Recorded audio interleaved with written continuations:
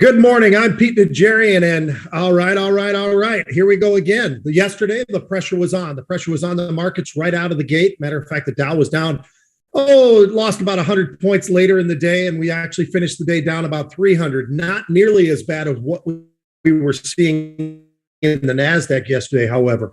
That final hour added about 200 more points to the downside to finish the day down more than 400 points today off of those lows.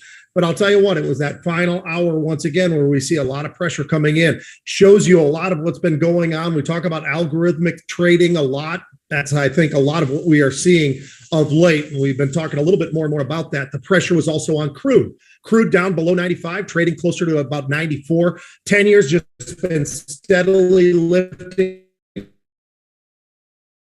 Has been on this pathway to the upside, along with silver. Gold yesterday finished the day about 1953. Look at silver. Silver also had a pretty decent run as well to the upside. Now, volatility.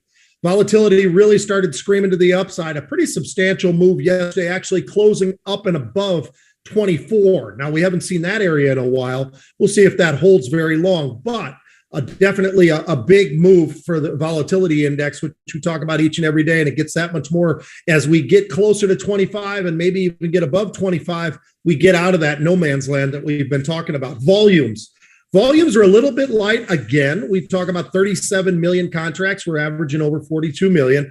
That on top of the fact that yesterday was the first day, and I don't know how long, I didn't go back to look at this, we did not have one stock that traded more than or over a million contracts yesterday. Usually it's Apple, it's Tesla, it could be AMD, NVIDIA, all those various names we talk about. Nothing broke the million contract area. So that's something I thought that was just, I don't know how telling that was, but given the fact that we were getting hit so hard, you would have maybe expected to see at least a few names pop in there. We did not see that yesterday. Energy, the leader to the downside yesterday, down about 3%. Makes sense as that crude price was getting slammed pretty hard over the last couple of sessions.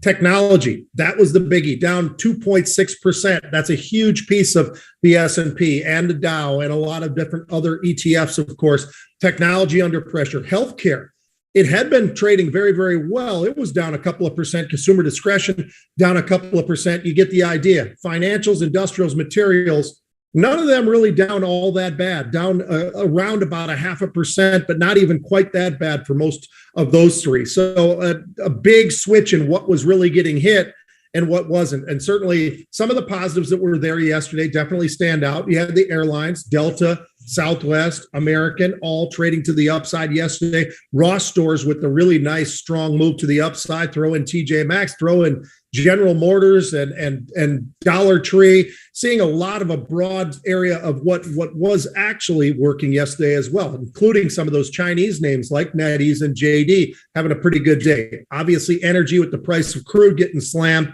Talked about energy being down 3%.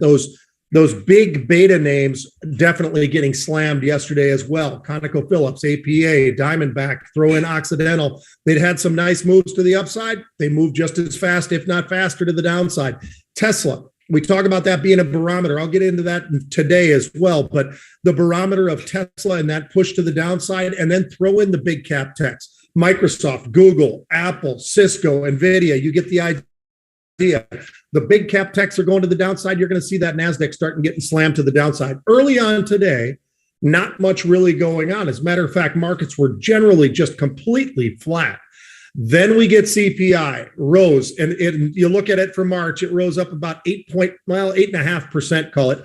Food, shelter, gasoline, those were your leaders. And then when we got that news, and then people started dissecting a lot of the various pieces of what's been going on, we get a nice big pop in the markets. Matter of fact, the market started off the day in the pre-market after being flat. All of a sudden, the Dow's up 200 plus points, NASDAQ up 260. We get into the opening of the day, up about 120 points for the Dow, 150 for the NASDAQ. We actually got as high at the first top of the hour of today. The NASDAQ was up 260 points. The Dow was up 250 points. We've come off of those levels.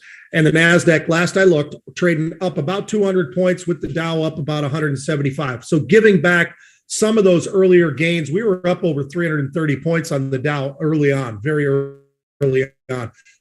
Crude, making a nice strong move to the upside today. Not only 98, but actually last I looked, 99 and approaching 100 very, very rapidly. Could already be there right now. We look at all of the commodity space. For the most part, everything looked like it was higher. Silver, 25.5. I look over at gold. We were just talking about 1950. Now we're 1972. So a nice solid move there as well. Take a look at the 10-year, though. The 10-year was up and over 2.8. We have pulled back off of that closer to 2.7. Then I look over at the volatility index, which was over 24. We've eased back a little bit, but still in the 22s, the mid 22s. So holding on there. I look at Bitcoin back up and above that 40,000 level, 40,600 last I looked, but that moves around as we know. So energy started off very strong, continues to be very strong, up 3% on the day. Consumer discretion having a pretty strong day as well. A big move up 2.25% to the upside. Technology started off pretty good, got even better. It was trading up last I looked a little bit. Moved semiconductors 2.5% to the upside. You get the idea. Everything started to slide a little bit to the upside, obviously pulling back a little from off of those highs. Tesla, early on, it was up 2.5%. Last I looked, it was up 3.5%. A nice solid move there. And that has been that leadership role as we've been talking about now. Look at Tesla. You got a daggone good picture of what we're seeing in the NASDAQ itself. So positively, where are we looking? Well, Occidental, Marathon, Devon, APA, all those names had a nice move to the upside. Throw in Chevron as well. We might even have a little more on Chevron in just a second. Then Best Buy. Now that when I was talking with Scott Wapner and the guys yesterday on Overtime, one of the names that I've been looking at for a while now of potentially adding as a stock has been Best Buy. I did not. Instead, last week it was Goldman Sachs, but Best Buy having a pretty good day as well. CrowdStrike having a great day. Datadog, Snowflake, Lucid, Lulu, all having a very, very positive day today. Throw in some of the biggies. Apple starting to move to the upside in a big way, along with Microsoft, along with Salesforce. You get the idea. Doesn't mean everything's working really well. Actually, CarMax, not so good. Kroger, not so good. Airlines, not so good. After having a pretty good day yesterday for the airlines today, giving back some of that. And throw in AstraZeneca. We talked about healthcare has been the leader, has been a really good start to 2022, has been a healthcare. But AstraZeneca having a little bit of pressure on that as well. Two unusuals, and we're out of here. So, number one, Apple trading about 167.50 at the time, 15,000 of the May 13th expiring. These are the 170 calls. Now they come with a little bit of premium because you're going out to May. It's getting a little bit more time. So you're paying for that cost, as well as all of what we're seeing in terms of some of the implied volatility as Apple has been slammed in the last couple of sessions to the downside. So you're going to have to pay about 4.5 to get those calls. 15,000. Whenever we see these large trades in Apple, those really do grab you because when you're looking at the size, the sheer volume of the trade, and the dollar amount, that becomes a pretty monstrous trade. So that one definitely stuck out early. Also, we talk about earnings season kicking off. We talk about the financials being that big part of it. Wells Fargo was the next one that stood out for me, trading around 49.25. 5,200. Now, this is something special as well. They're going out to September. So this is not just about earnings. They're buying time. So September, 52.5 calls, going for about $3. These are rolling up from the April 47.5 calls. So getting out of those, selling those 47.5 calls, those have come off with a pretty nice profit as Wells Fargo's made this move towards 50. And not only that, but they're rolled into this September option as well. So a lot going on within the markets themselves. We're going to continue to monitor a lot of this. I'll tell you what, on Market Rebellion, the guys do just an absolutely amazing job. It's going to be a wild ride today. We already know that. My wife's already making a lot of food for the people on the quay. They're going to be really excited. What are you making today for the guys on the quay? All these hard-working construction workers. What are you making? Excuse me. Today, as you can tell, here, move over a little bit. Oh, boy. I got to give up the seat. All right, take over. You see my shirt?